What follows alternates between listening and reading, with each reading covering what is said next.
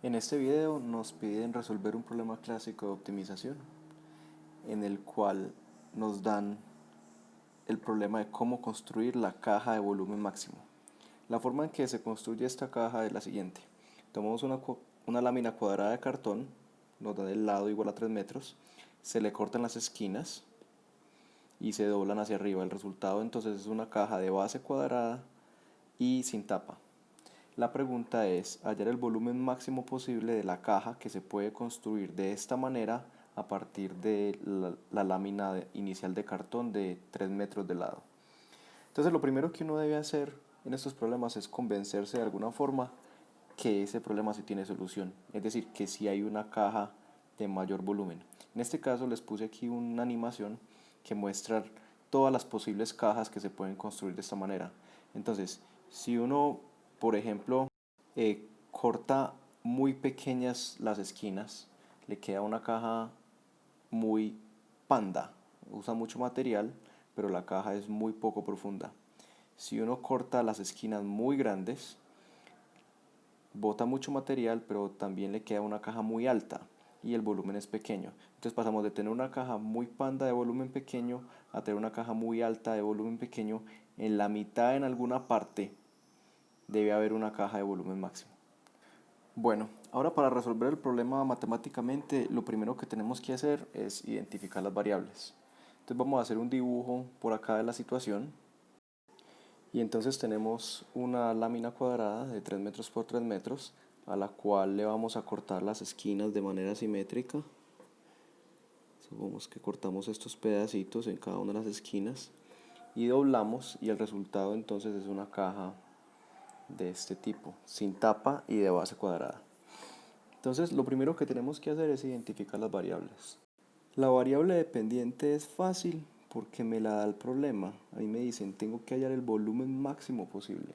Entonces la variable dependiente será el volumen de la caja, llamémoslo B mayúscula, volumen de la caja. La variable independiente, por otro lado, nunca es fácil determinarla porque eso depende de nosotros. Tenemos que hallar una variable independiente que me caracterice todas las posibles configuraciones de esta caja, es decir, que me caracterice todas estas posibles situaciones que tengo acá, desde estas cajas muy pandas hasta estas cajas muy profundas. Pero de todas maneras yo creo que en este caso es fácil darse cuenta que la variable sobre la cual tenemos control es precisamente la del tamaño de las esquinas que cortamos. Entonces llamemos a ese tamaño X, que es esta distancia acá, o esta misma distancia, y esa será nuestra variable independiente. X es la longitud del corte. Ahora que ya tenemos nuestras variables identificadas, lo que nos queda hacer es plantear el problema como un problema de optimización. Entonces lo que queremos hacer es maximizar mi, mi volumen de la caja como función de X, y tenemos que hallar las restricciones, es decir, todos los valores posibles que puede tomar X para este problema en particular. Una vez tengamos el problema planteado así, ya resolverlo es una cuestión de cálculo. Entonces empecemos por tratar de hallar B como función de X. El volumen es el volumen de esta caja y será igual a el área de la base por la altura, ¿sí? Entonces miremos la base de esta caja a qué corresponde en este dibujo. Miren que como las esquinas se botan y el doblez se hace por acá, esta distancia de acá corresponde precisamente a esta distancia de acá, que es exactamente igual a 3 menos este pedazo y este pedazo, es decir, esto mide 3 menos 2x, y este será esta distancia, que es la misma que esta, 3 menos 2x. Ahora preguntémonos por la altura de la caja. La altura de la caja corresponde a estos dobleces.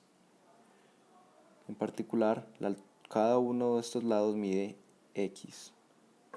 Tenemos así entonces que el volumen de la caja como función de x es el área de la base, que es 3 menos 2x al cuadrado, por la altura. Nos falta ahora identificar cuál es el dominio de la variable x para que este problema tenga sentido físico. X no puede ser cualquiera, X es una distancia, por ejemplo, entonces X no puede ser negativa, X entonces tiene que pertenecer a un intervalo que empieza en cero, y tampoco X puede ser muy grande, ¿sí? Porque es el corte que yo le estoy haciendo a esta caja. En particular, miren que si yo corto más de la mitad de 3 ya me quedo sin caja, ¿sí? El máximo valor que yo puedo cortar es 3 medios. Y pongámoslo como intervalo cerrado. Aunque yo sé que los extremos no tienen mucho sentido físico, pero por cuestiones matemáticas es mejor tener un intervalo cerrado y no va a afectar la solución. Entonces nos queda entonces el problema de maximizar esta función b de x dada por ese polinomio en el intervalo 0, 3 medios cerrado en ambos lados. Ahora sí, ya lo que queda es simplemente un problema de cálculo. Entonces empecemos. Miren que como el intervalo es cerrado y esta función es continua, el teorema del valor extremo me dice que en efecto voy a poder encontrar ese máximo. Entonces hallémoslo. ¿Qué hacemos primero? Vamos a hallar los puntos críticos.